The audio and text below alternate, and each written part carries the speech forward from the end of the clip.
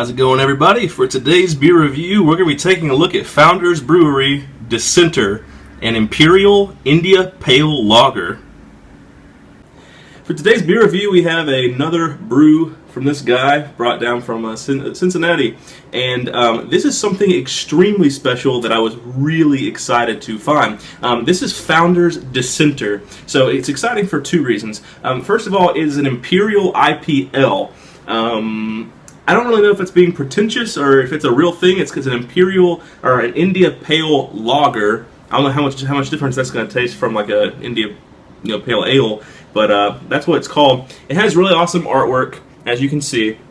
But the main reason why this is special is because Founders does what's called their Backstage series.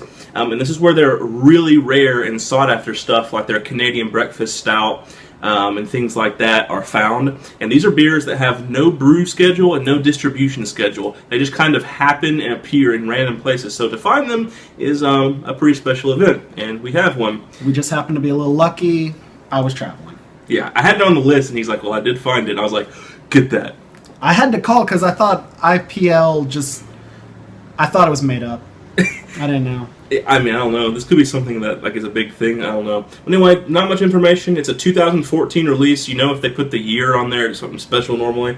8.7% ABV, which is kind of low to call it an Imperial, but not necessarily, I suppose. It's getting there. Anyway, you want to do the honors? I don't want to try and twist it off and look like an idiot. So I'm going to let you have first pour. You think so? Yep. We have proper glassware at this location, too. We just got some standard straight-side pint glasses with a little bubble to help with the head retention, and so I would give that a real easy pour. Probably it's probably got a massive, it probably has a massive head potential. I could be wrong, but IPAs can be tricky. It's definitely not. You're probably good to pour it to the top. That's a huge bottle.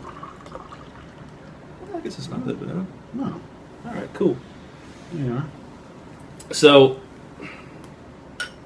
straight out of the bottle, it's kind of like a lightly orangish gold sort of color. A little murky. Kind of like a 2 tones darker than like a Miller. I guess that's like the best thing that I can relate it to. You want this last bit of... I do. Yeah, of course you do. It is pretty murky, which leads me to wonder if it's somewhat unfiltered. There's not too terribly many bubbles streaming up to the top. The head is pretty dense and creamy. Color, like he said, 2 tones darker from a Miller. It's just like a slightly darker gold color, as you can see. Just that. There might be like a half drop of like orange coloring in there if you want to put that into perspective. For smell, wow, tons of... It's hoppy. It's super hoppy. Tons of hops. I'm about to dissect this one. I'm really good at doing the Go for it. The IPAs, man. You get it in your nose. I got a little close. It's got pineapple, apple, grapefruit, oranges, apricots, perhaps even persimmon, papaya, and mango if you search for it. Lots of your sweet, bright fruits, tropical fruits. Lots of citrus, obviously. Oh, he dead on. If you were watching it, my eyes light up each time he names a flavor that I can smell in there. They're really strong in this one. Yeah. And before we sip, one thing I always say is if you can smell a really light touch of caramel in the back, which I can, it means it's going to be a really good IPL. I don't know, man. Let's take a sip and see what it's all about.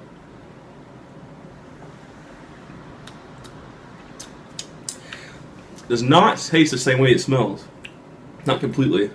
No, I was definitely expecting more of like an IPA taste, which I'm not too huge of a fan of.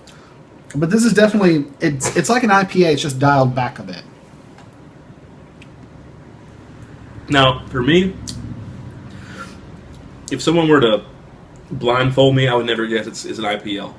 I've never even heard of that term before until I saw this. I think it might even be like an experimental thing. So I'm going to give this to you on the perspective of an IPA.